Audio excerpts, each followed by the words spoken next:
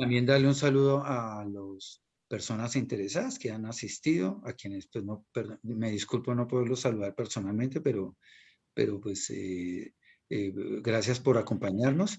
Este es un ejercicio que hacemos en el diplomado asociado al tema de protección contra sobretensiones para las instalaciones.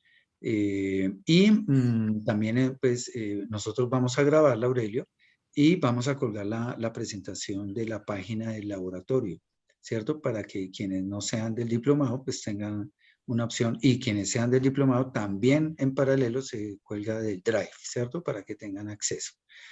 Entonces, pues para mí, como siempre, es un gusto y pues me llena mucho de orgullo que la charla la desarrolle el ingeniero Aurelio Rojas. Él es ingeniero electricista de la Universidad Nacional y, digamos, durante varios años fue el coordinador del Laboratorio de Ensayos Eléctricos Industriales. En los primeros años ayudó a construir lo que es el laboratorio ahorita acreditado.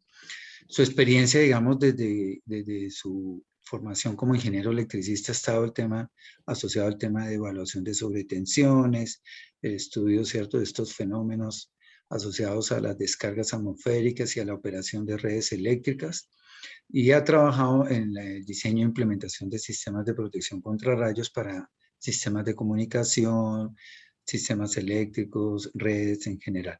Aurelio, digamos, es uno de los, digamos, CEO, de los gerentes o de los, llamemos, directores de Dixpro, empresa de ingeniería encargada en el tema de protecciones contra rayos. Seguramente habrá chance de charlar. La agenda de hoy, entonces, vamos de 6:15 a 8, y el jueves tenemos la segunda parte, ¿cierto? También de 6:15 a 8, pero como siempre, pues si nos podemos ver a las 6 para charlar algunos temitas y algunos temas de interés. Comentarles que el próximo diplomado de instalaciones fotovoltaicas comienza el 23 de agosto en el segundo semestre, el octavo, y bueno, estamos evaluando la posibilidad de que sea totalmente presencial. Sin embargo, pues todavía cabe la posibilidad del virtual de acuerdo a las condiciones. También invitarlos a quienes deseen, como nos comentó Ildefonso, que hace 8 días asistieron al taller de iluminación de emergencia. Quienes estén interesados, las dos grabaciones están en la página del laboratorio. Juan Pablo, le encargo ahora, Sergio ya tiene el enlace o yo lo compartí en el WhatsApp, pero si quiere más tarde en el chat, por favor pueden colocar, ahí estaría el enlace para que puedan ver los videos tanto de este taller como del taller de iluminación de emergencia. Dentro de la dinámica, entonces les queremos pedir dos favores. Pueden dejar ahí en el chat las preguntas, ¿cierto? Para que en algún momento, digamos, de la charla, Juan Pablo, yo le avisamos a Aurelio en caso de que no pueda ver el chat. Por si hay preguntas, de pronto sugeriría a Aurelio siquiera a las 7, una pausita activa, para que vayan de crucero los asistentes a la cocina, al baño, a la sala, a un refrigerio. Y de pronto miramos cómo avanzan las preguntas, ¿cierto? Las inquietudes, pero usted, por supuesto, define la dinámica de la charla ahorita que les comente a ellos. Entonces, de nuevo, pues Aurelio, como siempre, en todos los diplomados nos apoya con este taller, y pues es muy importante para nosotros promover el tema de la seguridad eléctrica de las personas y de las edificaciones y de los equipos. Y dada la vulnerabilidad que tienen y la susceptibilidad que tienen los equipos fotovoltaicos, ¿cierto? Por estar expuestos, pues este tema queremos profundizarlo. Entonces, Aurelio, como siempre, muchas gracias en nombre de todos. Y entonces cierro mi micrófono, les cedo la palabra y, por supuesto, y agradecerles a todos sus mensajes a través del chat en caso de que tengan preguntas, dudas, ¿les parece? Y ya ahora les compartimos los enlaces donde van a poder descargar los videos. Entonces, muchas gracias, Aurelio, y adelante. Gracias, Fernando. Muy buenas tardes para todos. Buenas tardes. Buenas tardes. Buenas Bueno, tardes. este tema entonces lo vamos a trabajar en 2 jornadas. El día de hoy nos vamos a referir específicamente a todo lo que es la protección contra daño físico asociado al rayo, que es la protección externa, y las distintas configuraciones que se pueden presentar en una instalación fotovoltaica. y vamos a revisar algunos conceptos sobre la parte de diseño para los sistemas de protección externa. Y en la próxima jornada, la del jueves, ya trabajaremos básicamente lo que es la protección de los sistemas eléctricos y electrónicos de la instalación, que es toda la protección de aislamiento de los equipos. Dentro de los objetivos está entonces identificar el riesgo y los daños asociados a descargas eléctricas atmosféricas en instalaciones fotovoltaicas, conocer el marco normativo aplicable a este tipo de instalaciones, conocer las medidas de protección necesarias para controlar el riesgo, identificar un poco cuáles son los criterios básicos de diseño y la selección de las medidas de protección adecuadas para la instalación. Y en el próximo jueves trabajaremos algunos aspectos asociados a toda la parte de protección contra sobretensiones, lo que es la soportabilidad de los equipos al impulso de tensión, lo que es su nivel de protección y otros parámetros asociados a la protección contra sobretensiones. Y en términos generales, todos los requerimientos generales para lo que es la especificación de un sistema de protección contra rayos en un proyecto fotovoltaico. En la medida en que surjan dudas durante la presentación, con gusto si las podemos resolver, podemos ir tratándolas simultáneamente.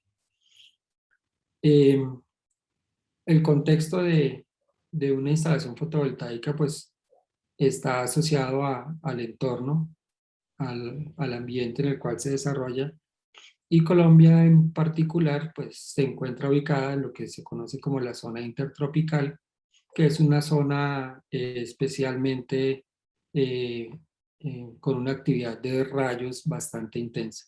Aquí vemos algunas de las zonas a nivel del planeta en donde mayor se presentan descargas eléctricas atmosféricas, y vemos cómo la región de Colombia se encuentra dentro de aquellas en las cuales se identifica una mayor actividad. Y específicamente a nivel de Sudamérica, pues ya identificamos que hay eh, sitios o regiones en las cuales la actividad de rayos es especialmente alta. Este es un estudio, Fernando supongo que les podrá compartir en un futuro la presentación, de un estudio que existe a nivel mundial sobre cuáles son las zonas con mayor actividad de rayos en el planeta, y de los sitios con mayor actividad en Sudamérica, entre Colombia y Venezuela, se encuentran prácticamente los 10 primeros con mayor actividad. Esto es especialmente crítico porque pues, los proyectos fotovoltaicos se desarrollan a lo largo de la geografía del país y coincide con estas zonas de alta actividad. Aquí vemos nuevamente eh, un mapa con actividad de rayos y la ubicación de algunos de los principales proyectos fotovoltaicos que se han venido desarrollando en los últimos años en el país. ¿Qué podemos sacar de esto? Pues que todas las instalaciones fotovoltaicas van a estar expuestas a descargas eléctricas atmosféricas, y no es una historia nueva aquí en Colombia. Ya lo hemos vivido con todas las tecnologías eléctricas y electrónicas que vienen al país, en particular, por ejemplo, en los años 90 y principios del año 2000, con todo lo que fue las tecnologías de sistemas de transmisión de comunicaciones de larga distancia y telefonía celular. Eran equipos y sistemas que venían sin las protecciones adecuadas y sin el estándar adecuado para soportar el entorno de actividad de rayos que había aquí en el país, y la curva de aprendizaje fue bastante costosa para todos, hasta que se logró tratar de encontrar un equilibrio técnico y económico en las soluciones técnicas para mitigar esta afectación. No somos los únicos tampoco, digamos, los proyectos fotovoltaicos empezaron principalmente en otras partes del mundo, Este es también un recuento de las fallas más comunes, de un listado de las fallas más comunes en sistemas e instalaciones fotovoltaicas en Europa, donde se trataba de identificar cuál era la causa de las fallas en estos sistemas. Una de esas causas estaba en lo que es el diseño y la planeación de la instalación, asociado a todo el tema de sistemas de protección contra rayos y de puesta a tierra de la instalación. Como causa principal, por ejemplo, se identificaba la no existencia de un sistema de protección contra rayos, la ausencia de un adecuado sistema de puesta a tierra y de un sistema de protección contra sobretensiones, muy similar a lo que estamos viendo aquí en Colombia.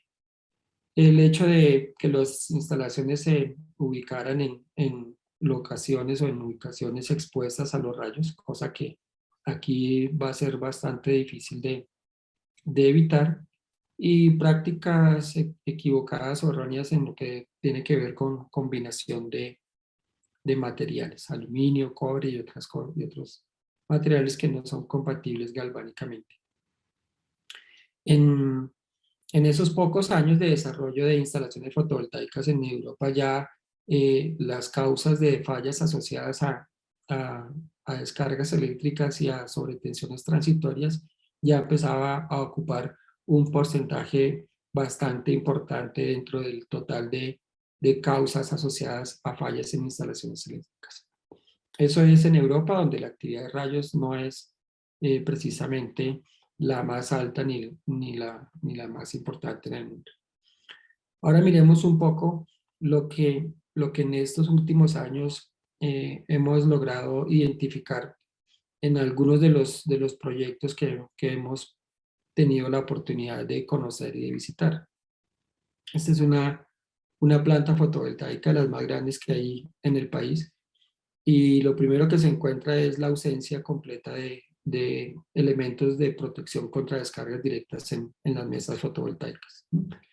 Es es una característica muy común y recurrente, y, y solamente como para darnos idea un poco de la magnitud, del orden de magnitud del tamaño de los paneles, lo que se encuentra en el recuadro amarillo es el centro de transformación, que es un shelter de 2,20 metros de altura, ¿cierto? Y vemos que incluso la cota de los paneles en posición vertical supera incluso la cota del centro de transformación en este caso.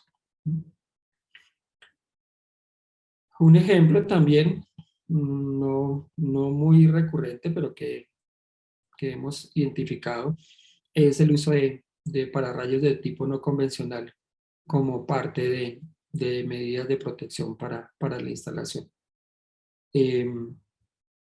Si bien es cierto, no están, digamos, incluidos dentro de la norma colombiana ni dentro de la norma internacional, eh, la eficiencia y la eficacia asociada a estos elementos todavía está muy cuestionada a nivel técnico y científico. Entonces, pretenden, por ejemplo, con el uso de estos elementos dar cobertura a una instalación de varias hectáreas de cubrimiento en un terreno bastante amplio. Nuevamente la misma situación, esta vez una instalación en terraza en la cual señalo, por ejemplo, aquí que el edificio posee un sistema de protección contra rayos, o sea, en algún momento se determinó y se evaluó que existe la posibilidad de impactos directos en este edificio. El edificio como tal posee su sistema de protección contra rayos, pero la instalación fotovoltaica no, ¿cierto? O sea, está protegida la estructura, pero los paneles que son en vidrio y que son delicados no tienen ningún tipo de protección contra rayos. Entonces aquí hay hay una contradicción en este caso. Es una de las situaciones que, por ejemplo, la norma establece cuando se implementa este tipo de instalaciones en edificios existentes, hacer la actualización del sistema de protección contra rayos en los edificios. Y todas estas falencias pues tienen un origen en la parte de la ingeniería, en el diseño de la instalación, y muchos de estos diseños pues provienen de Europa, donde está, digamos, la gente con experiencia en este tipo de instalaciones, y vienen y se implementan en Colombia con los parámetros y los criterios que se están utilizando en Europa. Entonces aquí, por ejemplo, encontramos un proyecto en el sur de Bolívar, al lado de uno de los sitios señalados en el estudio que mencionamos como de los de mayor actividad de descargas eléctricas en el mundo, ¿cierto? Y, y es un proyecto que no posee sistema de protección contra rayos. Aquí tenemos tal vez un análisis de lo que es una de las falencias más importantes y características de este tipo de diseños, y es cómo en el cálculo del riesgo se excluye el área de los paneles de generación en la evaluación de riesgo, ¿cierto? Acá, por ejemplo, tenemos para caracterizar 3 proyectos: un proyecto con una potencia menor a 1 megavatio, un proyecto con una potencia de 10 megavatios y una planta con una potencia mayor a 80 megavatios. La característica es que en los 3 proyectos se hace la evaluación de riesgo de impacto de rayo para los centros de transformación, pero no se hace la evaluación de riesgo para impacto de rayo en la zona de paneles, ¿no? Y aquí vemos un poco la diferencia de magnitud en el riesgo asociado al centro de transformación y asociado a los paneles fotovoltaicos. Desde el punto de vista de evaluación de riesgo, se evalúa tanto los eventos peligrosos asociados a descargas eléctricas directas en la instalación. Estos son rayos que impactan directamente, que podrían impactar directamente en las estructuras, y los eventos peligrosos por descargas cercanas en los alrededores de la instalación. Se calcula tanto para los centros de transformación como para los paneles fotovoltaicos los valores de el número de eventos por descargas directas y el número de eventos por descargas indirectas. Y los resultados son bastante dicientes, ¿sí? Tenemos una cantidad muy baja de posibles rayos al año para el centro de transformación, y dependiendo también del tamaño de la instalación, pues vemos cómo empieza a crecer de forma importante ese número de eventos peligrosos. En la instalación de más de 80 megavatios, por ejemplo, tenemos casi 4 rayos por kilómetro, por 4 rayos para el proyecto anuales en el evento. Y por eventos indirectos, entonces, estos eventos indirectos pues ya no tienen una afectación tan dramática en la instalación, pero generan sobretensiones inducidas en el sistema que también deben ser controladas. Para los centros de distribución también tenemos un incremento importante de ese número de incidentes, y dramáticamente, por ejemplo, el tema del proyecto de mayor potencia.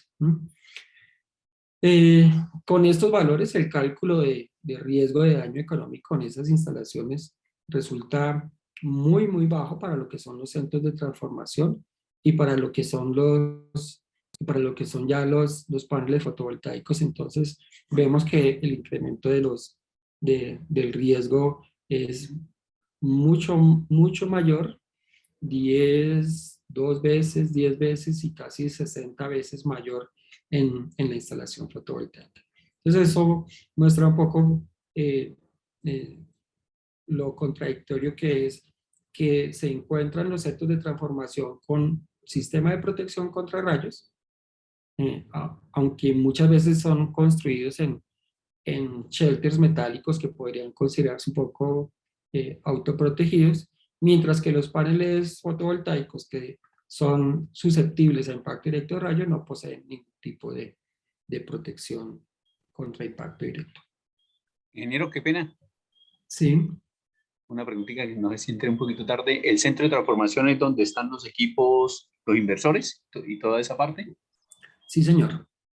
Sí, Muy amable. señor, correcto. Que pueden ser distribuidos en el campo o que pueden ser centralizados, ¿no? Para el efecto de este ejemplo, pues estimamos un centro de transformación estándar de características containerizado para hacer el cálculo de riesgo. Esto ya son registros reales de eventos aquí en Colombia, en este tipo de instalaciones. Entonces ya empezamos a tener evidencia del impacto que puede llegar a tener las tormentas eléctricas en estas instalaciones. Por ahora solamente tenemos registros y evidencias de impactos en los paneles. Sin embargo, pues hay evidencia de que hay otro tipo de daños y de afectación en estos proyectos. Por ejemplo, aquí vemos un proyecto con seguimiento solar, donde el sistema de seguimiento solar está completamente eh, desajustado, ¿no? Paneles verticales, paneles horizontales, paneles en dirección completamente contraria, etcétera. Eso es entonces lo que estamos viendo pues, en pocos años del desarrollo de este tipo de proyectos aquí en Colombia.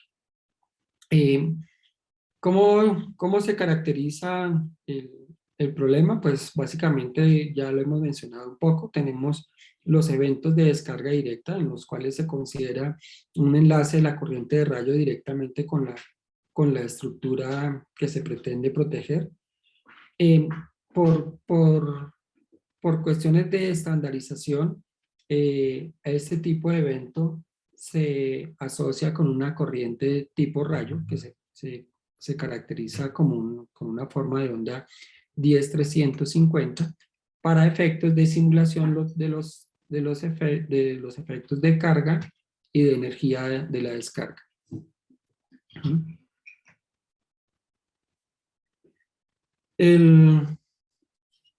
Las consecuencias, pues además de daños físicos en los paneles solares, tenemos afectación directa en los aislamientos de los cables de distribución de DC, perforación de los aislamientos de los cables y en general sobretensiones inducidas muy fuertes.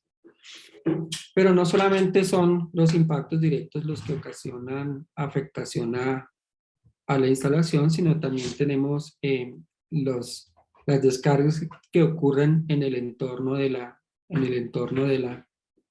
planta. Esos eventos por descarga indirecta se asocian normalmente a sobretensiones de tipo inducida que se caracterizan en la instalación por formas de onda estandarizada en 8-20 microsegundos. Con los dos tipos de onda es que se hace, digamos, con estos dos tipos de ondas es que se hace la caracterización de tanto de los dispositivos de protección contra sobretensiones como de todos los componentes que van a ser usados en la protección de la instalación.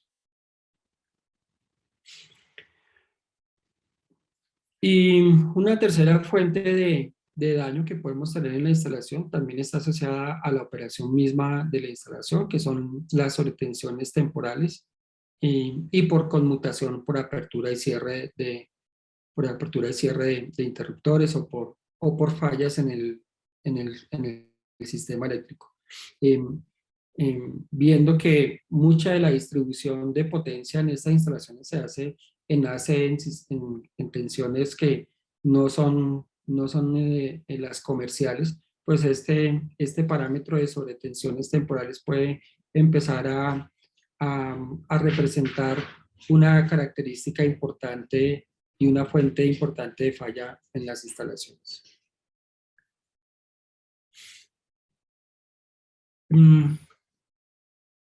¿Cuál es la normatividad base que existe para el diseño y la implementación de estos sistemas de protección?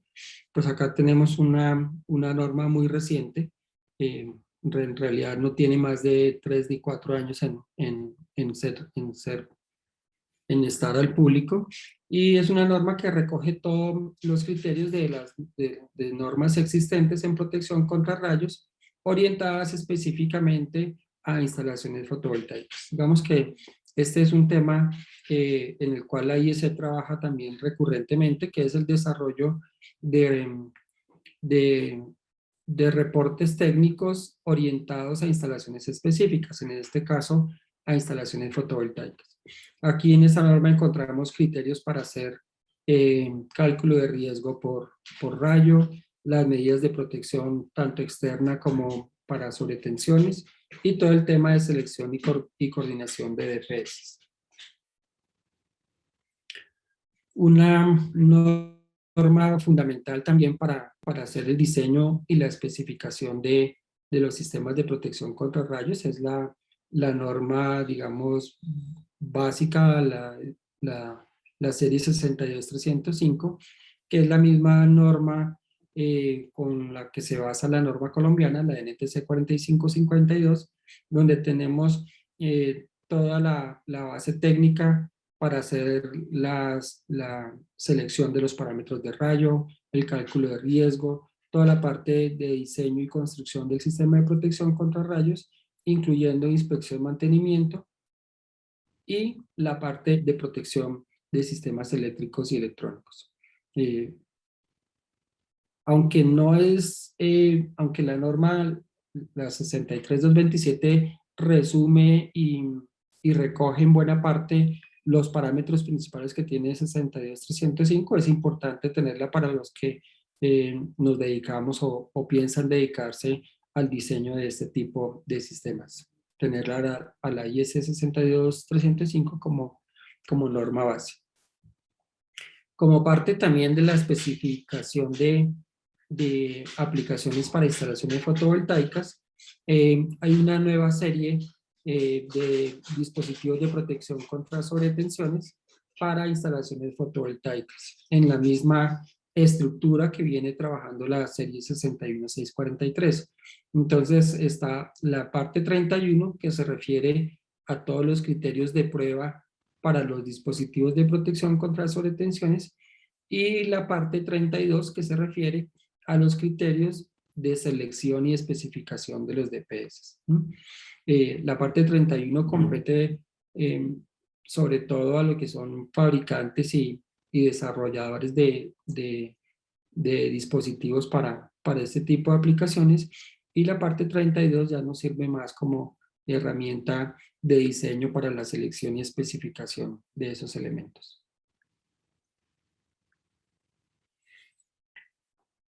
Y otra norma también que ha venido desarrollándose en los últimos años como complemento a todas las técnicas de protección contra rayos es las especificaciones y características técnicas que deben tener los componentes que se utilizan en la construcción de sistemas de protección contra rayos. Entonces, la serie 62561 es una serie completa que establece las características técnicas de desempeño que deben tener todos los componentes que se incluyen en la construcción de sistemas de protección contra rayos. Entonces allí se encuentra toda la parte de pruebas de corriente que deben soportar, criterios para prueba de corrosión, para esfuerzos mecánicos, etcétera, para todo lo que son elementos de conducción, soportes, conexionado, puestas a tierra, etcétera, que se utilizan en la construcción de sistemas de protección contra rayos.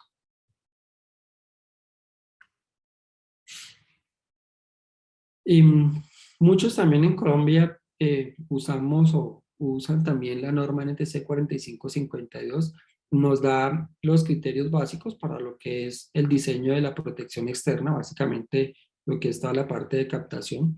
No está lamentablemente la parte 4 de protección del sistema equipo electrónico, y pues la norma NTC también tiene una desactualización importante con respecto a la norma IS, pero pues es la norma nacional vigente que puede también usarse para la especificación.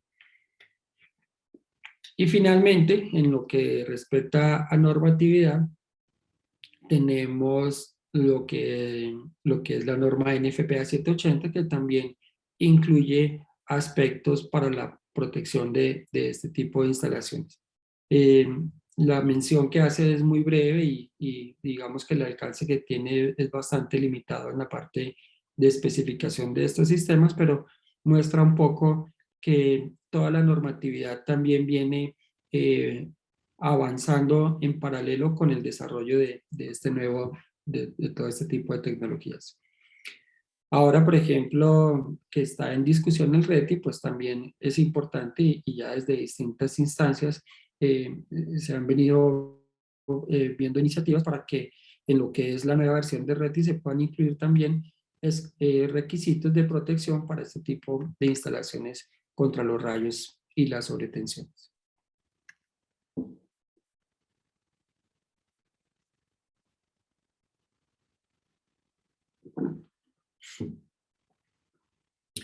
Bueno, el primer paso entonces, como lo veíamos anteriormente, es tratar de evaluar el riesgo asociado a las descargas en la instalación específica. Lo primero es identificar los tipos de daños que se pueden llegar a presentar en la instalación. Normalmente los usuarios siempre se fijan únicamente en la protección contra rayos cuando empiezan a presentar daños asociados a los sistemas eléctricos y electrónicos o daños económicos asociados a impacto directo de rayo en los paneles. Pero también tenemos el riesgo y la posibilidad de que las personas que hacen operación y mantenimiento de esas instalaciones puedan estar afectadas por descargas eléctricas atmosféricas. De todos modos, y como criterio de diseño, en, en la especificación del sistema de protección contra rayos, la categoría de daño por lesión a personas no hace parte o no la estamos incluyendo como parte de las medidas de protección contra rayos asociado a la protección contra descarga directa. Me explico. La protección de las personas por choque eléctrico, por tensiones de paso de contacto, requeriría medidas de protección muy exigentes y que se saldrían de cualquier tipo de consideración económica dentro del proyecto. Entonces, la protección contra las personas se excluye dentro de la evaluación de riesgo y ya más adelante veremos cómo se puede hacer el control de este factor de riesgo. En cuanto a los daños físicos, pues sí, sí hay una afectación evidente en los paneles fotovoltaicos, tanto en la parte de daño físico e incluso muy pocos lo consideran la posibilidad de que pueda haber incendio y explosión. Esto existe, por ejemplo, cuando el sistema fotovoltaico está asociado a una instalación donde, por ejemplo, puede haber almacenamiento de baterías o donde puede haber algún tipo de material que pueda entrar en, en fuego. Y finalmente, lo que usualmente más se busca controlar es la falla de sistemas eléctricos y electrónicos. Esas son, digamos, las tres categorías o tipos de daños que se consideran en la evaluación de riesgo. ¿En qué consiste el proceso en general de evaluación de riesgo? Bueno, básicamente es evaluar todas las características del entorno de la instalación, desde la parte de características constructivas y de entorno, evaluar ese riesgo y compararlo con unos niveles de riesgo tolerables con los cuales se puede considerar que el riesgo se encuentra controlado. Dependiendo los componentes de ese riesgo, las medidas de protección pueden ser diferentes, ¿cierto?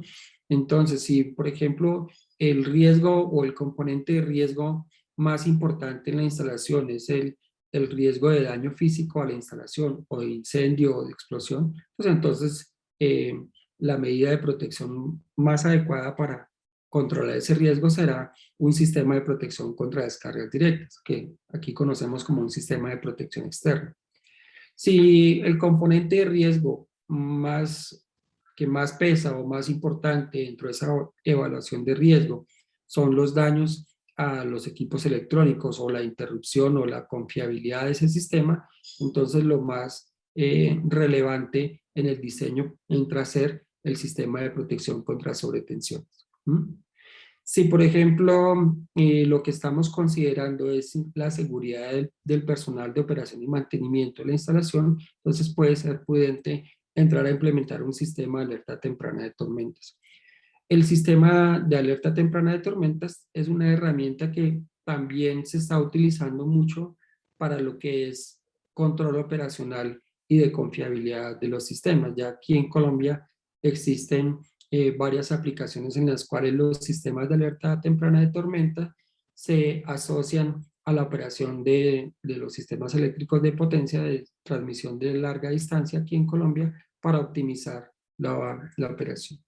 Y pueden haber factores de riesgo que definitivamente no se pueden controlar con ningún tipo de estas medidas de protección.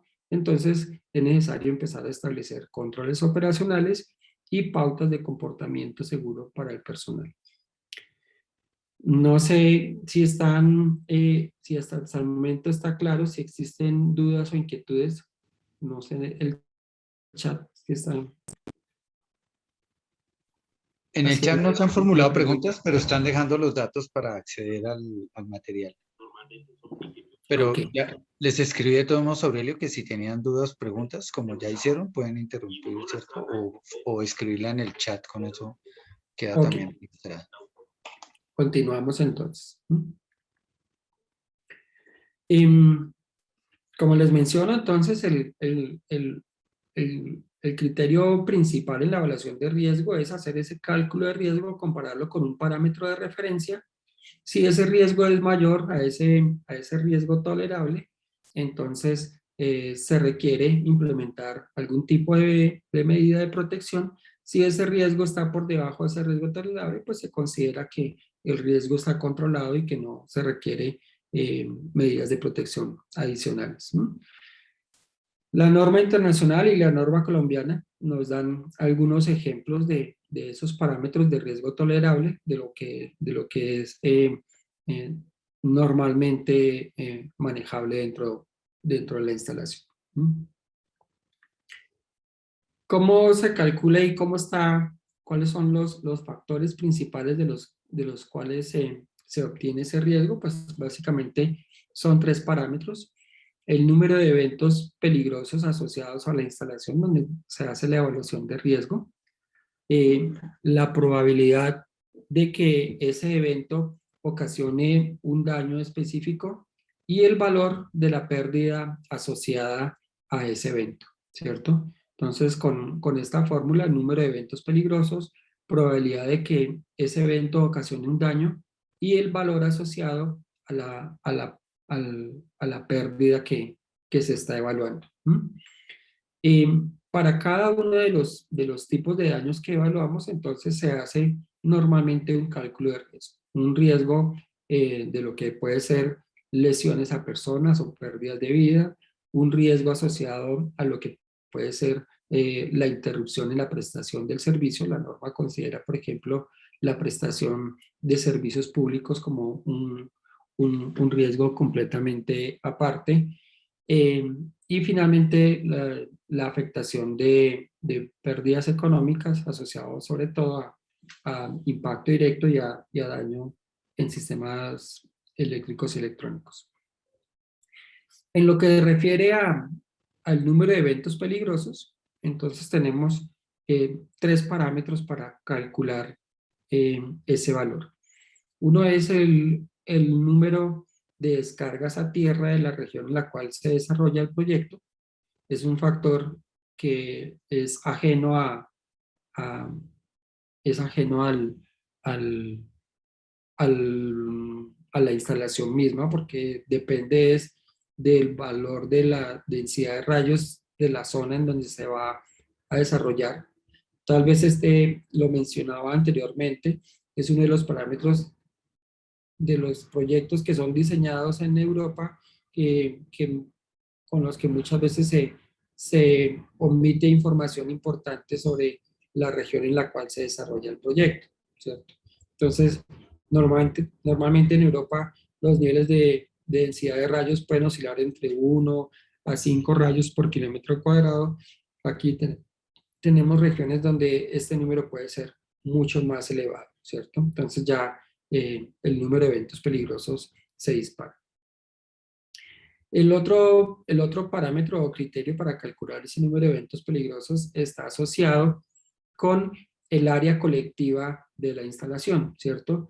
El área colectiva es un parámetro que depende básicamente del volumen de la instalación y de la proyección de ese volumen sobre un plano.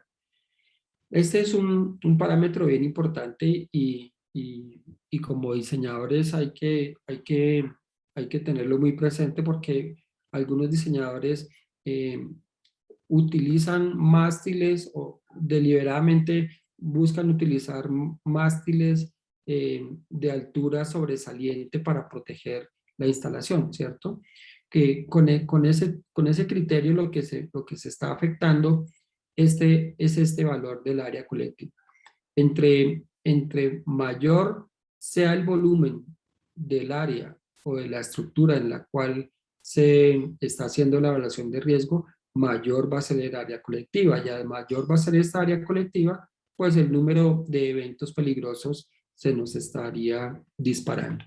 Entonces, como consideración general para diseño de este tipo de instalación, del sistema de protección para este tipo de instalaciones, se considera siempre que el sistema de protección contra rayos no debe modificar o no debe alterar de forma representativa las dimensiones o el volumen de la instalación misma. Esta es una de las razones por la cual, por ejemplo, en plantas fotovoltaicas o en instalaciones en terraza, los elementos de captación son elementos muy discretos que no alteran de forma representativa el volumen de la instalación. Y el tercer parámetro tiene que ver con lo que la norma llama un factor de localización, que el factor de localización tiene que ver con la condición relativa de la ubicación del proyecto con respecto a otros objetos. Por ejemplo, si el proyecto se desarrolla en la ciudad y en la terraza en la cual se van a instalar los equipos existen edificaciones de altura similar o de mayor altura, pues entonces el riesgo de impacto directo sobre esa instalación puede ser menor. Pero si el proyecto, por ejemplo, se desarrolla en un área abierta donde es la estructura más sobresaliente en todo su entorno, pues ese factor de riesgo de localización va a ser mucho más alto. Entonces, con esos tres parámetros vamos a ver el cálculo de el número de eventos peligrosos. Luego viene la probabilidad de que ese evento ocasione una falla en el sistema. Esos valores de probabilidad también los establece la norma para cada una de las categorías de riesgo que se está evaluando y depende básicamente de las medidas de protección que se implementen o que estén implementadas en la instalación o en el sistema. Entonces, si el sistema ya posee un sistema de protección contra rayos, pues entonces va a haber un factor de probabilidad que puede atenuar la probabilidad de que ese evento ocasione un daño. En el caso específico, por ejemplo, de daño a equipo electrónico, si el sistema posee un sistema coordinado de protección contra sobretensiones, pues ese riesgo va a estar controlado. Si se parte del hecho de que no existe ningún tipo de medida de protección, pues entonces ese riesgo se calcula para los valores que normalmente es una probabilidad 1, donde no existen medidas de protección asociadas a la instalación. Y finalmente, está el valor de la pérdida que se está evaluando. Por ejemplo, en el caso de pérdidas económicas, pues ese valor va a estar asociado básicamente a unos factores a unos factores de la condición de la instalación y del costo mismo de los sistemas que se pueden venir afectando con respecto al costo total de la instalación.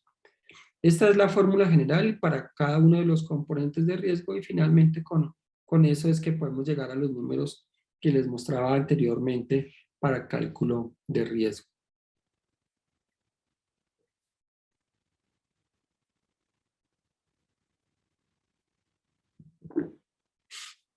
Bueno, cuando se implementa un sistema de protección de instalación fotovoltaica en una instalación o en piso, pues podemos llegar a tener distintas condiciones de riesgo o distintos tipos de configuraciones de lo que es ese sistema de protección contra rayos. Digamos que la configuración más básica y la configuración más elemental es aquella en que la evaluación de riesgo determina que la estructura en la cual se va a implementar el sistema de protección contra rayos no requiere un sistema de protección contra descargas directas, ¿cierto? Entonces tenemos una instalación sin sistema de protección contra rayos donde se ha determinado que no es necesario. Es lo que la norma establece como una situación A, donde no hay. En este caso, simplemente pueden haber eventos cercanos o eventos indirectos de descargas eléctricas atmosféricas que bien pueden ocasionar sobretensiones inducidas en la instalación, pero no tienen la severidad de una descarga eléctrica atmosférica. Un diagrama esquemático de esa instalación pues nos muestra los paneles fotovoltaicos, el arreglo fotovoltaico, el circuito de DC, el inversor de DC a AC y si existe la conexión con la red comercial. Entonces en este caso, donde no hay un sistema de protección contra rayos, no existe porque la evaluación así lo determinó, solamente vamos a tener riesgo de sobretensiones inducidas en el bus de DC, algún riesgo de sobretensión inducida en el bus de AC y eventualmente en el punto de conexión con la red, dependiendo las condiciones de riesgo de esa red, podríamos llegar a tener algún tipo de evento asociado a descarga eléctrica directa, pero ese aspecto habría que evaluarlo. Entonces, en ese caso, simplemente se instalan dispositivos de protección contra sobretensiones en el circuito de DC especificados para manejo solamente de sobretensión de tipo inducido. Entonces, estos DPS que se instalan en este circuito son DPS especificados con corriente de prueba 820, que son los que van a estar instalados acá. Dependiendo también las condiciones de ese circuito, eventualmente puede ser necesario la instalación de dispositivos de protección contra sobretensiones en el extremo de los paneles fotovoltaicos. A la entrada del inversor, a la salida del inversor y eventualmente en el lado de los paneles fotovoltaicos. Ese, digamos, es el esquema de protección para lo que se conoce como la situación A.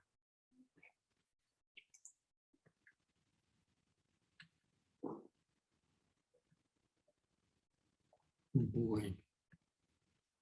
¿Cuál es esa situación A? Como les mencionaba, edificaciones en un entorno urbano, donde podemos tener edificaciones de mayor altura, que pueden ser las que den un nivel de riesgo menor al sitio en donde se desarrolla el proyecto, edificaciones residenciales de relativamente baja altura, donde no hay un riesgo alto de impacto directo.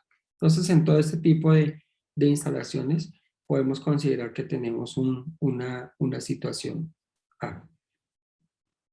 El siguiente nivel o el siguiente tipo de situación que podemos llegar a tener es aquella en la cual la evaluación de riesgo determina que sí existe un riesgo de impacto directo en la instalación y que por tanto es necesario implementar un sistema de protección contra rayos.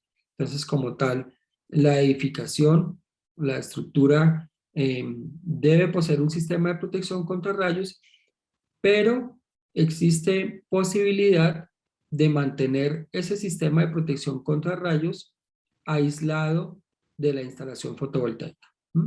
Entonces, ese aislamiento implica que se debe mantener una distancia de seguridad del sistema de protección contra rayos con respecto a los paneles fotovoltaicos y a cualquier componente metálico y eléctrico de la instalación fotovoltaica. Entonces es una situación en la cual existe sistema de protección contra rayos y es posible mantener la distancia de separación entre cualquier componente de la instalación fotovoltaica y ese sistema de protección contra rayos. Ahora, las características de este sistema de protección contra rayos deben ser tales que den una adecuada cobertura contra impacto directo a esta instalación fotovoltaica. En este caso, en el cual tenemos el sistema de protección contra rayos, pero no hay acoplamiento directo de la corriente de rayo con el panel fotovoltaico, entonces básicamente estaríamos en una condición similar a la situación A, ¿cierto? Donde no hay circulación de corrientes parciales de rayo por la instalación. Este es el diagrama equivalente para la situación B que estamos evaluando, donde el sistema de protección contra rayos se encuentra aislado eléctricamente de la instalación fotovoltaica, manteniendo y conservando la distancia de separación mínima y que se calcula para el proyecto por la instalación. Ya más adelante vamos a revisar cómo se establece y cómo se calcula esa distancia de separación. En este caso, entonces, puede haber impacto directo de rayo en el sistema de protección contra rayos, pero la corriente de rayo no va a circular a través de la instalación eléctrica, sino a través del sistema de protección contra rayos. En este caso, la situación es la misma. Vamos a tener solo sobretensiones de tipo inducida sobre el bus de DC, sobre tensiones de tipo inducida sobre el circuito de AC y eventualmente en el punto de conexión con la red comercial vamos a tener posiblemente corrientes parciales de rayo dependiendo las características de esta instalación. Como no hay corriente parcial de rayo circulando a través de la instalación fotovoltaica, entonces las características de estos DPS se mantienen en DPS únicamente para sobretensiones inducidas especificados con forma de onda tipo inducida 820 microsegundos.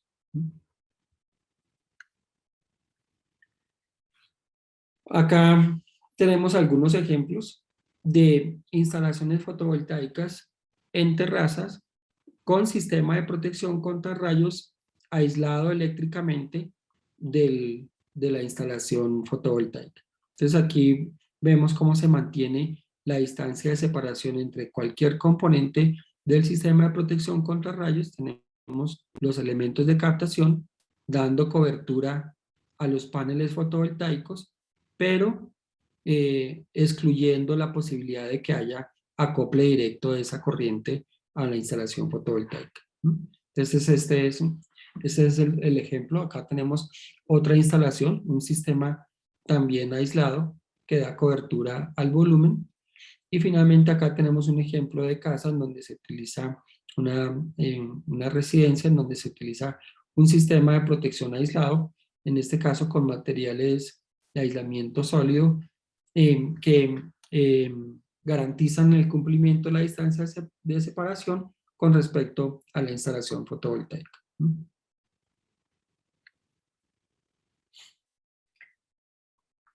Y finalmente, tenemos la situación C, en la cual la edificación requiere un sistema de protección contra rayos, pero definitivamente no es posible mantener aislamiento eléctrico entre el sistema de captación y la instalación fotovoltaica. Entonces, debido a las características del espacio, a las características constructivas, vamos a tener siempre que, en caso de un impacto directo de rayo, van a acoplarse corrientes parciales de rayo dentro de la instalación. Este es el caso típico de plantas fotovoltaicas en las cuales el sistema de captación va normalmente adosado directamente sobre el panel fotovoltaico. Es el caso también de terrazas en las cuales no es posible mantener la distancia de separación por las condiciones de espacio o las características físicas de la instalación, entonces es necesario adosar y equipotencializar todo el sistema de protección contra rayos a la planta fotovoltaica. En este caso, si hay un impacto directo sobre el sistema de captación, pues parte de la corriente de la descarga va a acoplarse en los componentes metálicos del panel fotovoltaico y habrá circulación de corriente parcial de rayo a través de la instalación. Este es el caso en el cual ya no es posible cumplir la distancia de separación. El sistema de protección contra rayos está conectado sólidamente con el sistema fotovoltaico y pues en ese orden de ideas vamos a tener una división de corrientes entre el sistema de protección contra rayos y toda la instalación fotovoltaica. Eso ocasiona, por ejemplo, entonces esto, circulación de corrientes a través del bus de DC, circulación por el sistema de AC, más la parte de inducción asociada a ese impacto directo de rayo. En este caso que tenemos corrientes parciales de rayo, ya toda la especificación de los DPS cambia. Ya no solamente deben estar en capacidad de manejar las corrientes inducidas, sino también las corrientes conducidas parciales de rayo. Entonces esta especificación ya es con DPS con onda de prueba en forma de onda 10-350 para manejar este tipo de parámetros. Igualmente ocurre si existe interconexión con la red comercial, también la posibilidad de que sea DPS clase 1 o clase 2.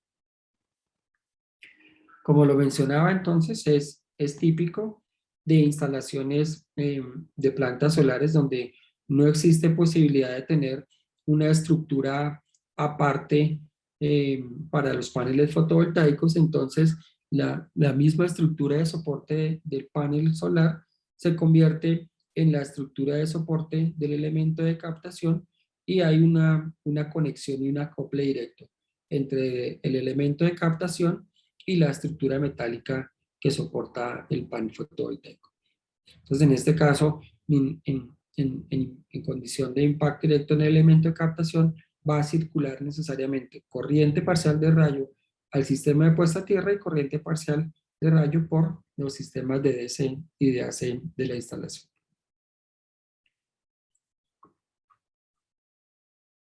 ¿Hasta aquí algún tipo de pregunta o comentario?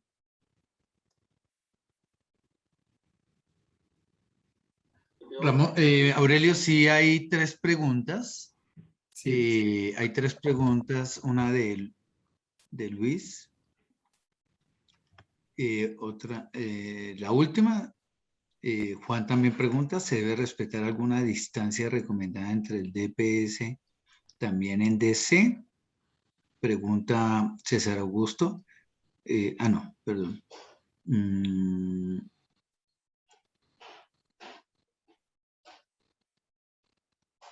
En un sistema fotovoltaico en piso, en campo abierto, ¿cómo se mitiga el riesgo de impacto directo del rayo?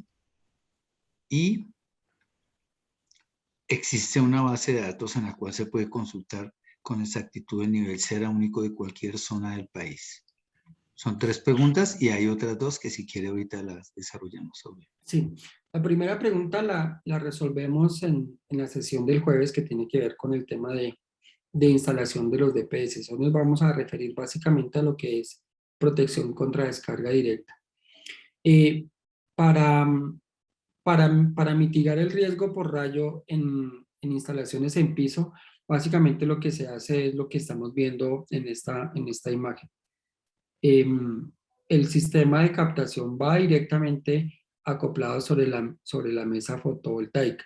Digamos que aquí lo que se busca mitigar es el impacto directo de rayos sobre el panel fotovoltaico y la afectación del panel fotovoltaico. En condición de impacto directo de rayo hay otro tipo de riesgos asociados, como por ejemplo, si aquí hubiera un impacto directo de rayo, en las cercanías de esta mesa fotovoltaica, en el suelo, habría tensiones de paso peligrosas para las personas y habrían tensiones de contacto peligrosas para las personas. Prever o contemplar medidas de protección para esa condición de riesgo podría elevar los costos de la instalación para una condición que podría ser muy poco probable o que se podría controlar de otra forma. Entonces, por ejemplo, la condición ideal es que en una condición de tormenta no tendría por qué haber personal de operación ni de mantenimiento en el campo fotovoltaico, en la instalación fotovoltaica. El riesgo ya es suficiente con el riesgo que corren, digamos, los paneles fotovoltaicos. Entonces, en instalaciones en piso, básicamente lo que se busca es eso, evitar que haya un impacto directo y una destrucción de los paneles fotovoltaicos, ¿sí? El riesgo para las personas se controlaría más de tipo ocupacionalmente, ya sea con un manual de comportamiento seguro para las personas o con un sistema de alerta temprana de tormentas, que sería lo ideal. La tercera pregunta era con respecto a la información para la densidad de rayos a tierra o el nivel ceráunico. No existe una base de datos, digamos, pública o oficial que nos dé una referencia un poco más actualizada de lo que son esos valores hoy día. Digamos que las informaciones que hay son estudios de investigación que ha desarrollado un poco la Universidad Nacional, básicamente, pero digamos que esos resultados no están publicados para el uso del público en general.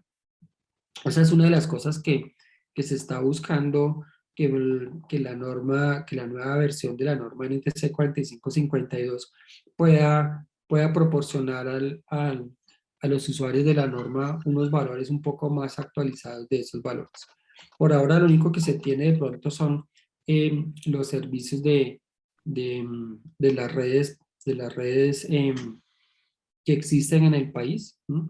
Que son servicios particulares en los cuales se puede acceder a ese tipo de información de personas que ya llevan muchos años trabajando en el tema de densidad de rayos a tierras y de sistemas de detección y localización de descargas en el país. Hay algunas redes, la de ISA, pero también maneja reservas sobre sus datos. Está la red de Keraunos y creo que la red de empresas públicas de Medellín. Son, digamos, las únicas entidades que conozco que manejan ese tipo de información. Para algunos proyectos, nosotros hemos accedido a través de Keraunos a algunos datos para tratar de llegar a una evaluación de riesgo un poco más real sobre la condición de las instalaciones. Pero digamos que esos valores no están disponibles para el público. Gracias, Aurelio. Perfecto. Digamos, en el momento de la exposición, James pregunta cómo se define cada situación de la instalación. Yo creo que se refería como a la clasificación A, B y C, o si James quiere aclarar. Y también, Benjamín, de nuevo, cómo se calcula la distancia S. Y Delfonso nos pregunta, ¿las luminarias de alumbrado público solares requieren puntas captadoras para la protección contra rayos? ¿Dejo esas tres o mando la siguiente? También. Sí, esas tres están bien. Perfecto. La decisión entre si es una situación A, B o C la determina básicamente la evaluación de riesgo, ¿cierto? Para la situación A, resultaría un poco obvio que si la evaluación de riesgo determina que no se necesita sistema de protección contra rayos, pues listo, nos vamos de una con la situación A. Donde hay ya un poco de criterio ya de diseño es en la situación B y C. En la situación B y C eh, se establece que la edificación en la cual se va a desarrollar el proyecto posee un sistema de protección contra rayos o la implementación misma del proyecto va a requerir que tenga un sistema de protección contra rayos. Digamos que es diferente tener la cubierta de un edificio sin ningún tipo de instalación a tener la cubierta en edificio ya con una instalación eléctrica con equipo electrónico sensible. Las condiciones cambian, ¿cierto? Entonces, muy posiblemente la implementación del sistema en una terraza de un edificio implica que cambian las condiciones del edificio, cambian las condiciones de riesgo y eventualmente pueda requerirse un sistema de protección contra rayos. Entonces, ahí es donde también el criterio del diseñador empieza a ser muy fuerte, porque lo primero que hay que determinar para hacer un sistema de protección contra rayos es qué tipo de sistema de protección se va a instalar. Si es un sistema aislado o si es un sistema no aislado, ¿cierto? Lo ideal siempre, lo ideal es poder manejar un sistema aislado. Al manejar un sistema aislado, estamos evitando que haya circulación de corrientes parciales de rayo a través de la instalación de DC. Y por tanto, el riesgo para la instalación va a ser menor y la exigencia de protección para la instalación desde el punto de vista de sobretensiones va a ser menor. Entonces, es un criterio que debe tomar el diseñador. El problema es que en plantas fotovoltaicas o en instalaciones en piso, ya ese criterio está condicionado. Está condicionado básicamente al tema del costo de implementación de la medida de protección. Lo ideal es que en una instalación en piso pudiéramos tener elementos de captación aislados, aislados eléctricamente de las mesas fotovoltaicas. Pero la implementación de esos sistemas en plantas de gran potencia sería inviable económicamente. Entonces, de ahí que la idea con este tipo de sistemas es simplificar al máximo el sistema de captación y minimizar el costo de implementación. Se podría pensar, pero ¿qué tan representativo puede ser poner una varilla instalada en una mesa fotovoltaica? Pues una varilla no tiene mayor implicación, pero cuando estamos hablando de 100.000 varillas, ya el costo de la varilla, de los conectores, de la instalación y de la complementación de esa protección ya puede empezar a impactar económicamente en el proyecto, ¿cierto?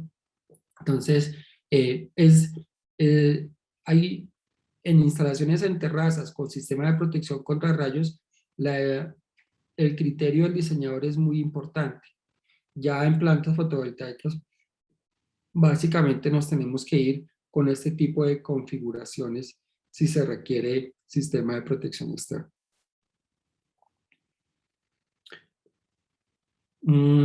La otra pregunta, ¿cuál era, Fernando? Sí, el cálculo de la distancia S, Ok, ya eso lo vamos a mirar más adelante. perfecto. Y que si las luminarias de alumbrado público que tienen panel fotovoltaico o módulo fotovoltaico deben tener puntas captadoras. Cuando el sistema es compacto, digamos que está la luminaria como tal, podría evitarse daño por impacto directo con un elemento de captación, ¿cierto? Pero digamos que en un entorno urbano, el riesgo de impacto puede ser muy bajo comparado con el costo de la protección. Y aquí en Bogotá, por ejemplo, no sé si han visto algunos sistemas de alumbrado que las luminarias tienen punta de captación, ¿cierto?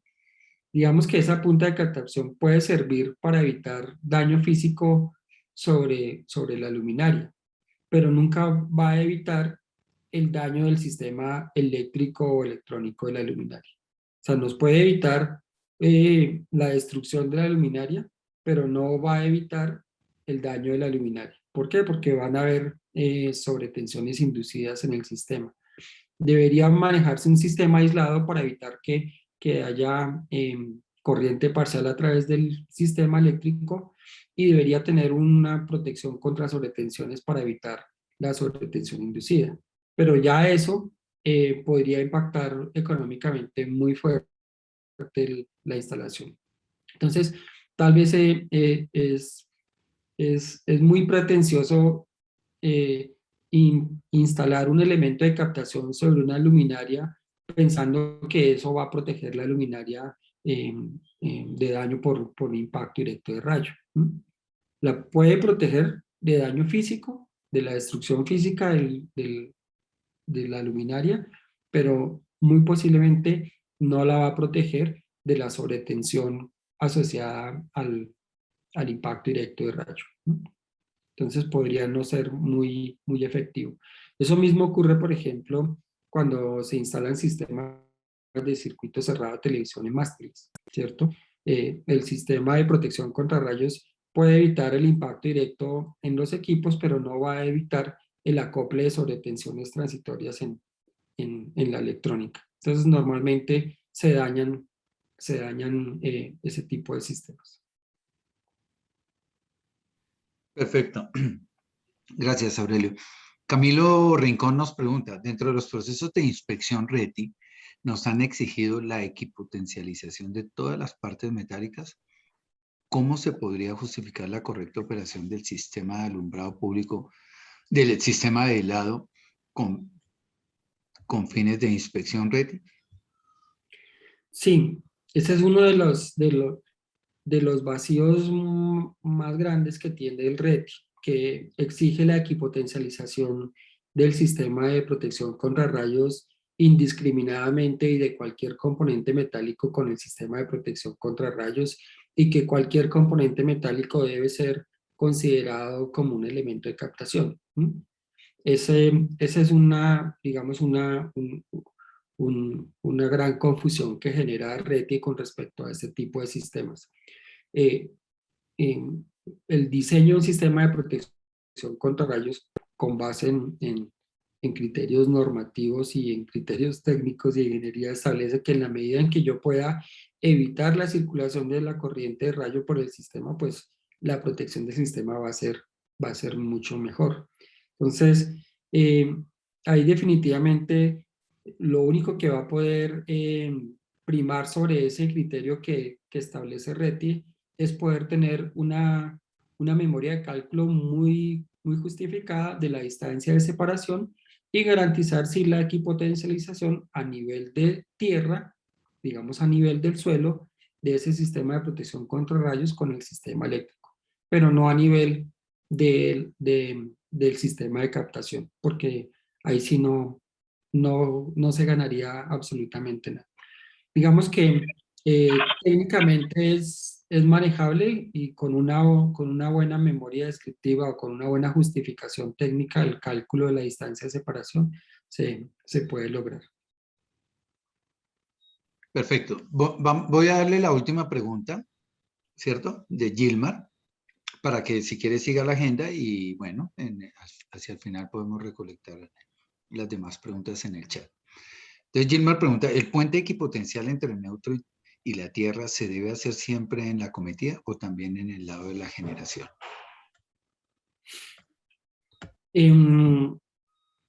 Depende cómo se configure el circuito en DC, ¿cierto? Normalmente en el inversor se está llevando uno de los conductores se está llevando a tierra, ¿cierto? Normalmente. Pero eso va a depender del criterio también del sistema de DC.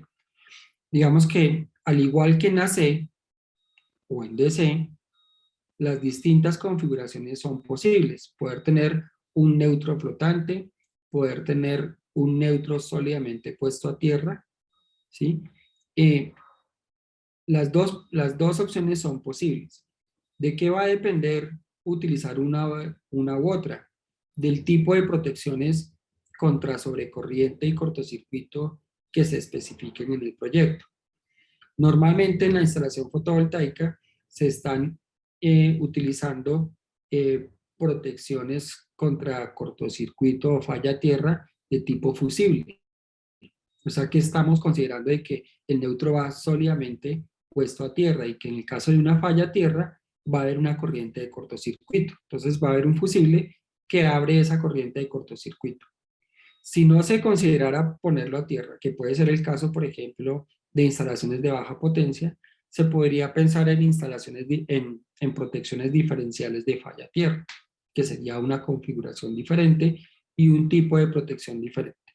Pero lo que hemos visto por defecto en todas las instalaciones fotovoltaicas y en todos los diseños son sistemas con protecciones de fusible que implican que en el caso de una falla de aislamiento va a haber una corriente de cortocircuito, o sea que el neutro va a estar sólidamente puesto a tierra.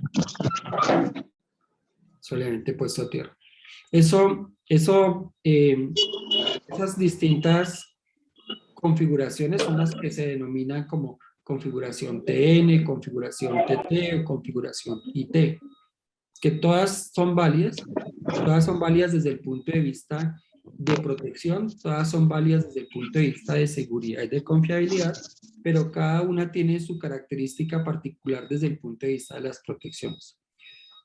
Aquí en Colombia, poco se usan protecciones diferenciales de falla tierra, entonces siempre estamos utilizando o fusibles o interruptores automáticos de falla tierra. Eso implica siempre que el neutro va a estar sólidamente puesto a tierra y que uno de los positivo o negativo de NDC va a estar sólidamente puesto a tierra.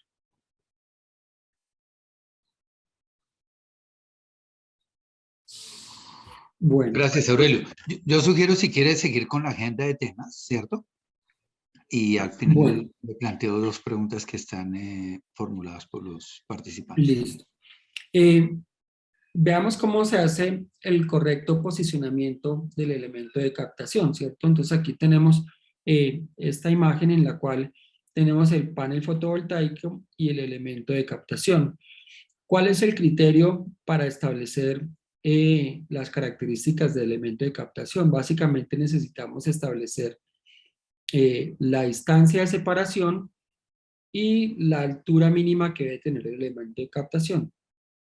Entonces la distancia de separación ya vamos a revisar cómo se calcula y la altura del elemento de captación pues la vamos a determinar a través del método electrogeométrico. Entonces el método electrogeométrico en este tipo de instalación se utiliza en sus dos variantes que son, por un lado, la esfera rodante para establecer el espaciamiento entre los dos elementos de captación. Acá tenemos un elemento de captación, acá tenemos otro elemento de captación y se verifica con el método de la esfera rodante que no haya contacto de la esfera con el componente o la estructura que se quiere proteger. Entonces, ahí está el criterio de la esfera rodante. Pero, adicionalmente, tenemos que garantizar que ese elemento de captación da también un adecuado volumen de protección al panel fotovoltaico. Entonces, ahí aplicamos el método del ángulo de protección. Entonces, usamos el método del ángulo de protección para establecer el volumen seguro de protección sobre el panel. Y utilizamos el método de la esfera rodante para establecer el espaciamiento mínimo entre elementos de captación. Entonces, Profe, eso es... qué pena, lo interrumpo ahí. Dos cositas. Una, ¿me puede decir las siglas SPL? No, LPS, qué pena, ¿qué significan? Y dos, ¿cómo es ese método de ángulo de protección? Qué pena si me estaré adelantando. Gracias. Sí, ya lo vamos a revisar. Si aquí me disculpan, debería ser sistema de protección contra rayos. Aquí está la sigla en inglés, Lightning Protection System, que se refiere al sistema de protección externa contra descarga directa. Ah, listo, gracias. Es Lightning Protection. Y ya revisamos cómo se aplica y cómo es el criterio de este método del ángulo de protección. Entonces, aquí tenemos varios parámetros o conceptos a considerar. Uno, la distancia de separación. Dos, la cobertura adecuada del panel fotovoltaico con el elemento de captación. Tres, la distancia mínima de separación entre elementos de captación. Y cuatro, el sombreado que puede ocasionar ese elemento de captación sobre el panel fotovoltaico. Entonces, el diseño del sistema de protección debe contemplar todas esas posibles variables. Voy a saltarme esto un poco para atender la pregunta que me hacen y que me parece muy importante y relevante en lo que respecta al posicionamiento del elemento de captación. Entonces, el método electrogeométrico, la norma establece 3 variantes para el uso de este método. Uno es el método de la esfera rodante, el método de la malla y el método del ángulo de protección. Entonces, el método de la esfera rodante, muchos estamos familiarizados con él, es simplemente una esfera imaginaria de un radio determinado, que ese radio está directamente relacionado con la eficiencia del sistema de protección contra rayos. Esa eficiencia del sistema de protección contra rayos básicamente lo que dicta es que entre más espaciadas estén las puntas de captación, más baja va a ser la eficiencia del sistema de protección contra rayos. Entonces, un sistema de protección nivel 4 tiene un radio esfera rodante de 60 metros.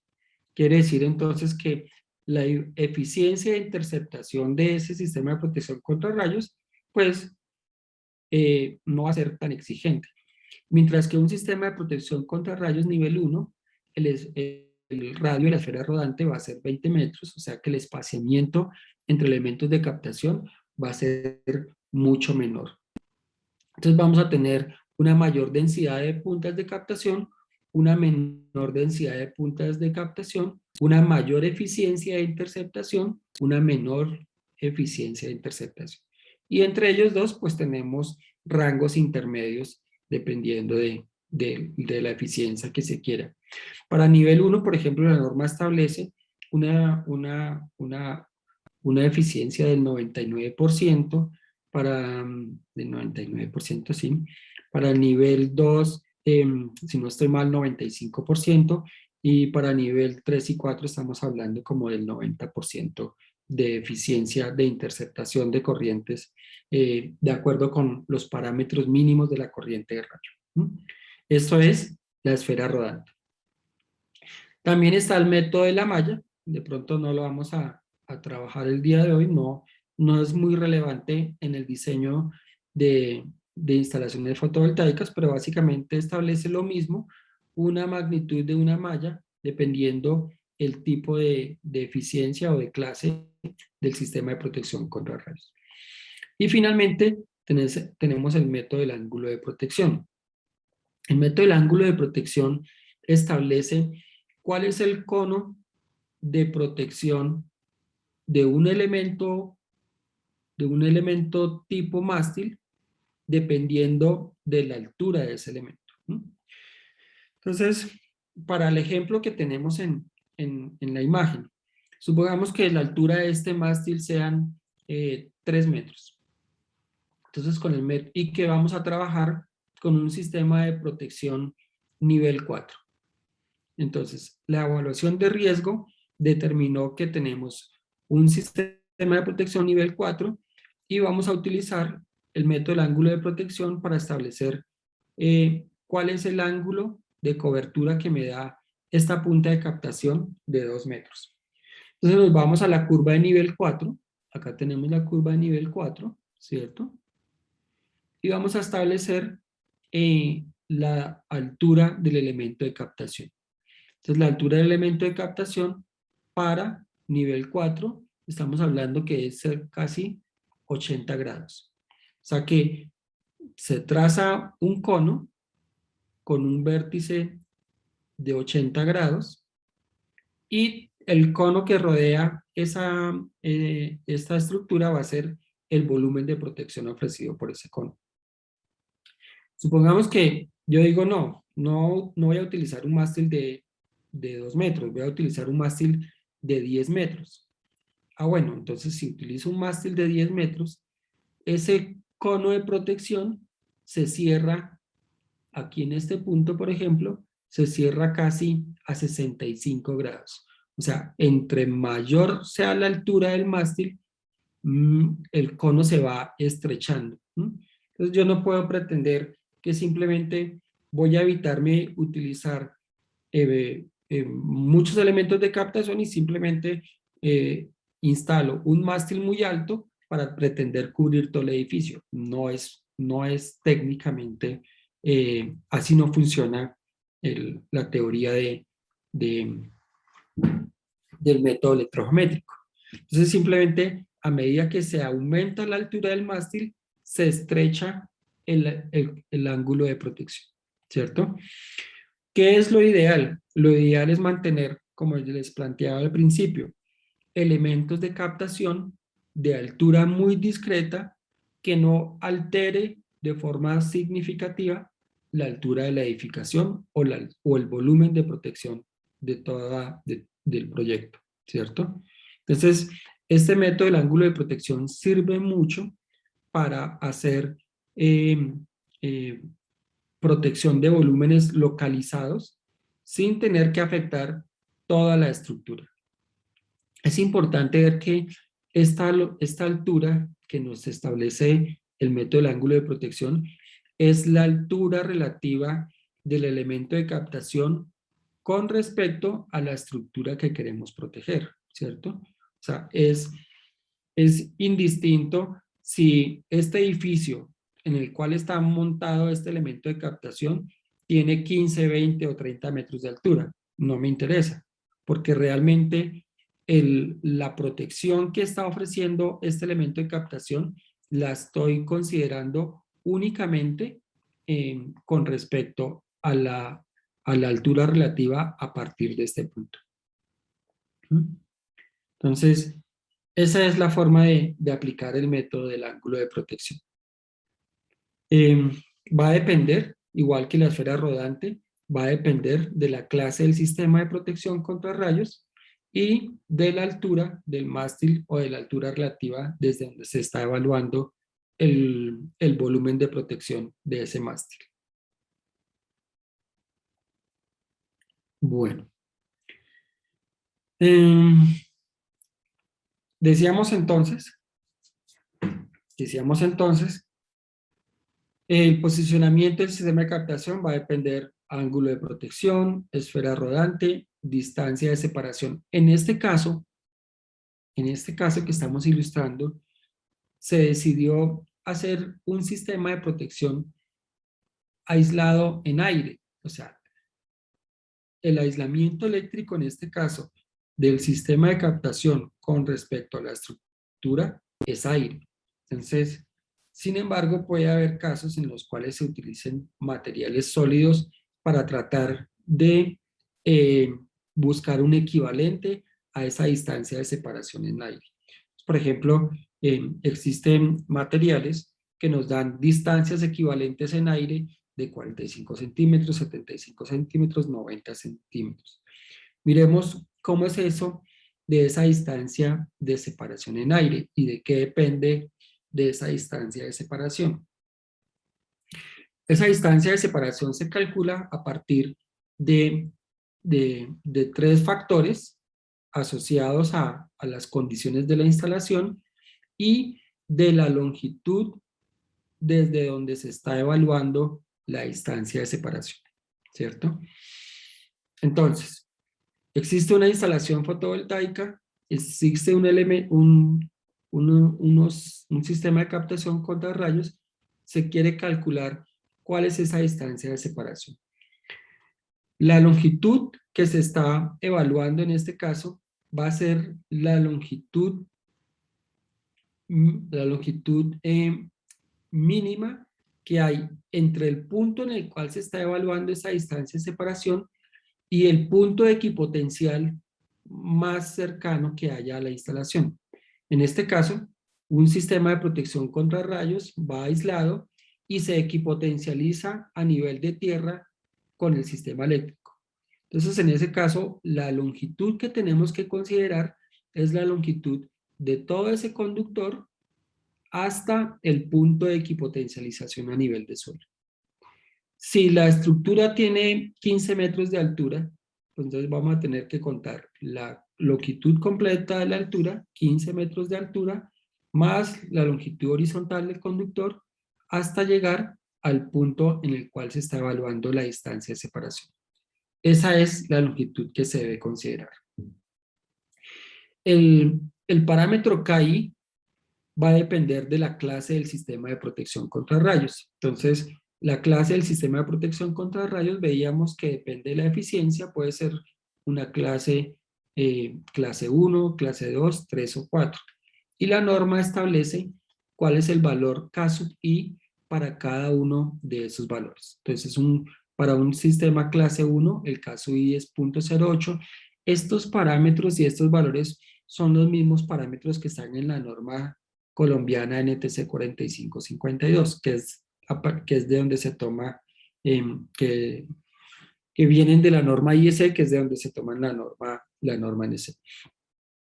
El factor K sub M depende del medio a través del cual estamos evaluando que se pueda presentar la chispa o el arco entre el sistema de protección contra rayos y el elemento que estamos evaluando.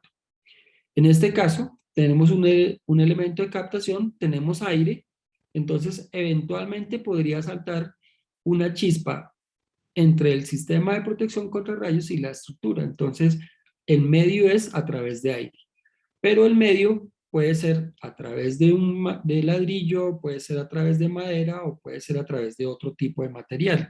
Entonces, este K sub M va a depender de, digamos, de esa constante asociada a ese material.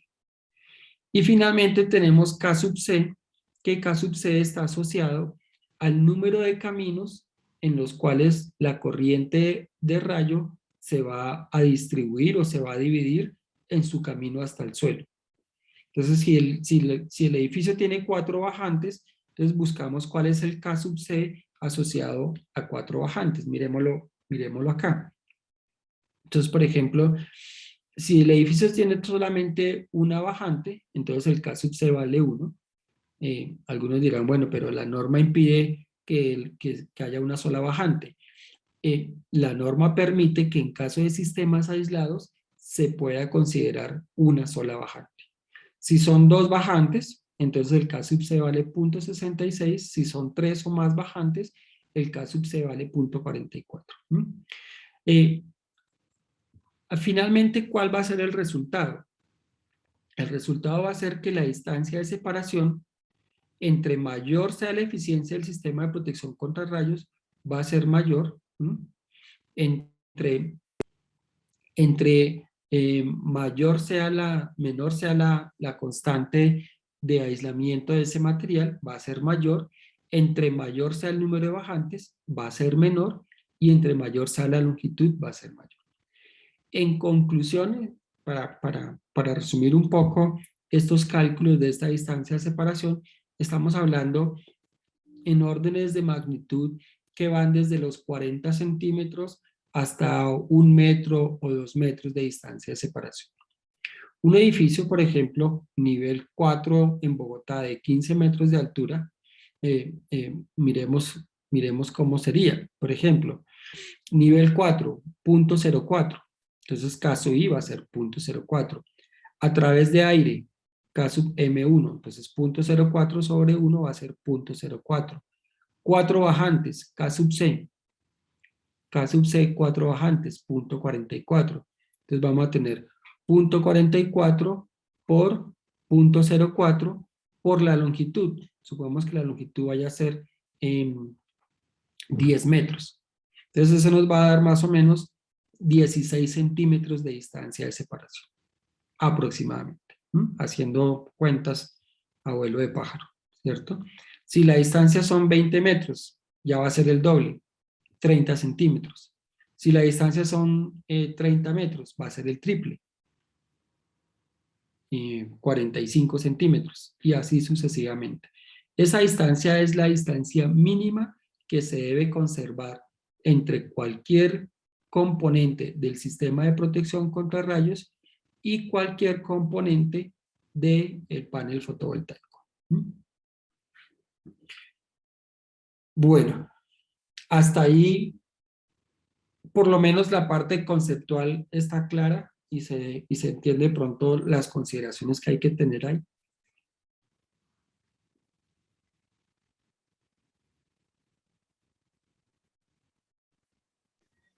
Profe, sí, digamos que es algo nuevo o en complemento al sistema tradicional de apantallamiento, pero es algo para aplicar.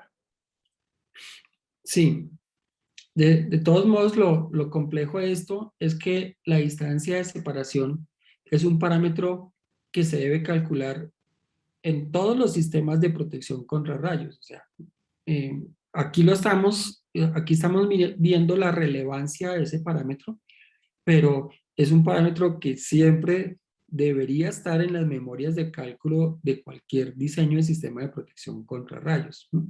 Para establecer si puede haber una condición de chispa o de arco entre el sistema de protección contra rayos y una instalación eléctrica del edificio, ya sea a través de un muro, ya sea a un sistema de circuito cerrado de televisión, etc. Lo que pasa es que muy pocos diseñadores hacen este tipo de consideraciones y de cálculo. Se diseña el sistema de protección contra rayos y se desconoce si en las cercanías del sistema de protección contra rayos va a haber algún tipo de sistema eléctrico o electrónico que pueda estar expuesto a un arco o una chispa eléctrica por esta condición. Bueno, vamos a ver dos puntos más. El tema de sombreado. El tema de sombreado, que es la posible afectación que puede haber por la ubicación de los elementos de captación en cercanía con el panel fotovoltaico, que eso puede afectar un poco la eficiencia de los paneles. Entonces, para reducir y para evitar ese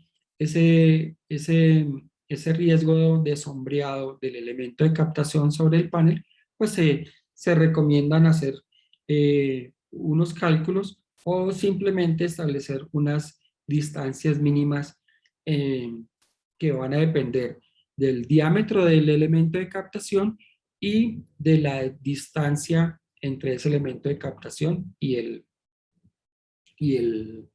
panel fotovoltaico. Digamos que es un tema que no hemos tenido todavía mucha experiencia. Nos gustaría, vamos a estar planteando con el profesor Fernando Herrera de pronto hacer algunos talleres para tratar de evaluar cómo puede estar afectando eso y midiendo un poco si hay una afectación real o no.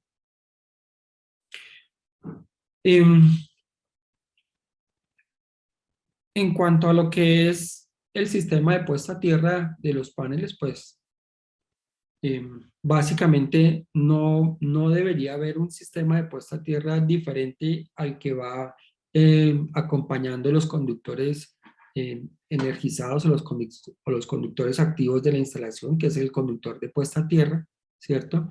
En instalaciones donde no existe o no se requiere sistema de protección contra rayos, pues lo que la norma establece es simplemente un conductor para garantizar la equipotencialidad de las estructuras metálicas de la instalación. En instalaciones donde ya existe un sistema de protección contra rayos, pues ya considera una topología un poco más compleja, un anillo perimetral a toda la instalación y elementos de conexión equipotencial de las distintas mesas fotovoltaicas a ese anillo equipotencial. Digamos que en la práctica esto sí se ve bastante, es bastante común. No es raro encontrar ya en los diseños que sí se tiene en cuenta esto. Y finalmente, y para terminar la jornada del día de hoy, vamos a comentar un poco sobre lo que son sistemas de alerta temprana de tormentas, también eh, un- un- una, una tecnología y unos sistemas que también están siendo normalizados a nivel mundial, se está normalizando tanto la eficiencia y la característica de los sistemas de detección y localización de tormentas y de rayos, como la metodología para establecer un sistema confiable de alerta temprana de tormentas. Digamos que lo importante de estos sistemas es que puedan eh, advertir o anticipar de forma confiable la posible ocurrencia de una descarga eléctrica atmosférica en un punto o en una instalación donde se está haciendo la evaluación o el monitoreo. Eh, ¿Cómo funcionan estos sistemas? Básicamente existen distintos tipos de sensores o de tecnologías que están monitoreando continuamente la ocurrencia de esas tormentas eléctricas y con base en esa información van triangulando y generando una localización de la descarga eléctrica atmosférica. En el caso de paneles fotovoltaicos, estas informaciones anticipadas nos pueden servir tanto para generar controles operacionales y, por ejemplo, hacer una apertura, una apertura de interruptores para evitar una afectación en la instalación, si es posible o si es viable, y también disparar operativos o procedimientos de seguridad para el personal de operación y mantenimiento. Los sistemas, dependiendo del tipo de sensor que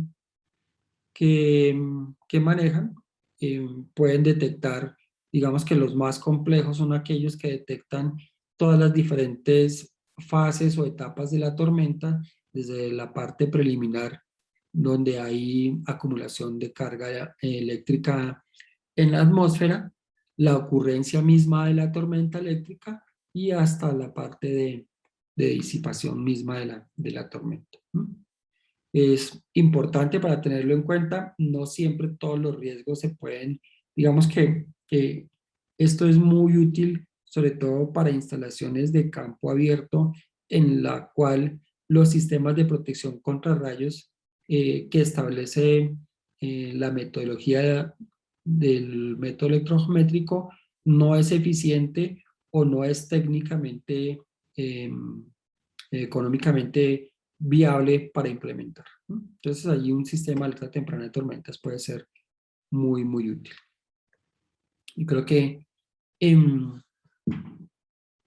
hasta aquí tenemos la charla del día de hoy. No sé si para cerrar haya preguntas o comentarios, Fernando.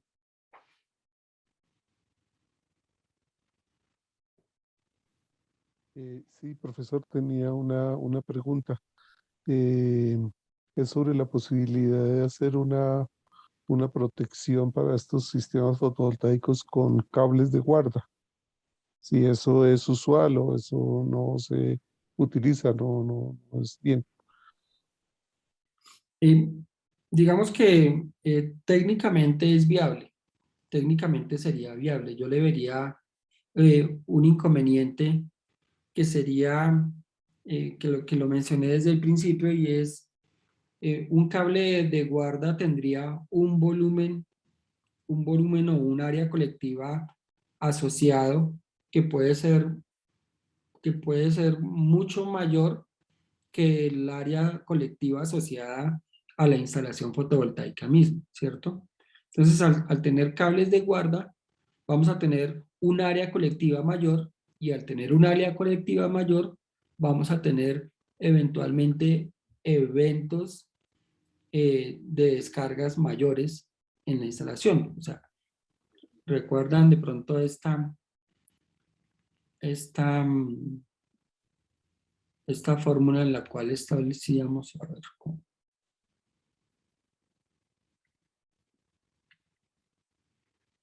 esta en la cual establecíamos que el número de eventos peligrosos está directamente determinado por el área colectiva. Entre mayor sea el área colectiva, mayor va a ser el número de eventos peligrosos.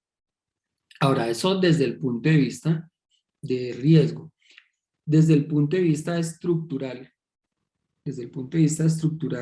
en proyectos de potencia grande o en proyectos de grandes áreas, ya implementar cables de guarda va a requerir unas obras civiles y mecánicas que pueden estar afectando negativamente el balance económico del proyecto, ¿no? Digamos que ese ha sido uno de los inconvenientes grandes que hemos visto en la implementación de sistemas de protección contra rayos en instalaciones fotovoltaicas, y es el impacto económico que puede tener en los costos de implementación del proyecto. Entonces, estructuras con cables de guarda van a ser estructuras civiles y mecánicas muy robustas que puedan soportar esos esfuerzos de tensiones del cable que pueden generar un costo importante en el proyecto.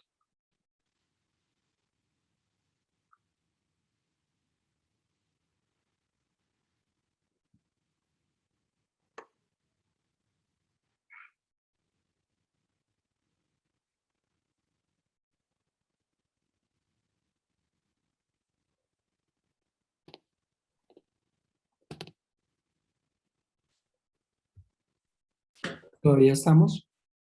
Sí, Aurelio, aquí estamos. Sí, sí, señor. Sí. Bueno. Aurelio, hay unas preguntas en el chat, pero sugiero si las dejamos de introducción para la sesión del jueves. Podemos hacerlo, y si están relacionadas con el tema de hoy, nos sirve como para hacer un pequeño resumen de lo que Exacto. trabajamos el día de hoy. Sí, exacto, que está con Pero entonces sí precisamente lo que sería, acabo de Fernando, responder. que me ayude a conservarlas y a guardarlas para poder retomar con Sí, ellas. ya las copiamos y se las mandamos precisamente. Y también copiamos los correos de quienes están interesados. Entonces, Perfecto. gracias, Aurelio. Entonces, con esta parte damos, digamos, por terminada la primera sesión, ¿cierto?, del taller de protección contra rayos para instalaciones fotovoltaicas. Les recordamos que el próximo jueves nos vemos a las 6 para arrancar a las 6:15. Y recordarles quienes quieran reforzar, repasar, entonces les estaremos mandando el enlace para que puedan repasar el video de la conferencia de hoy del ingeniero Aurelio Rojas. Entonces, los esperamos el próximo jueves, 19 de mayo. Les agradecemos mucho la asistencia, la participación, las inquietudes. Y también comentarles que en el próximo miércoles 25 están invitados a la presentación de los proyectos conectados a la red, diseñados por los integrantes de la 7ª promoción del diplomado. La entrada es libre y pueden escuchar las presentaciones para que ustedes vean los procesos de diseño que desarrollan los integrantes, y para quienes estén interesados en una futura participación en el diplomado de instalaciones fotovoltaicas. Aurelio, muchas gracias. Descanse. A todos los integrantes, muchas gracias. A todos los participantes. Nos vemos mañana en la sesión del diplomado, ¿cierto? Con simulación Pivisol y con carrera de instalaciones fotovoltaicas. Muchas gracias. Vale, profe, Bueno. gracias a ustedes. Bueno, buenas noches para todos. Gracias. Muchas Muchas gracias. gracias, doctor.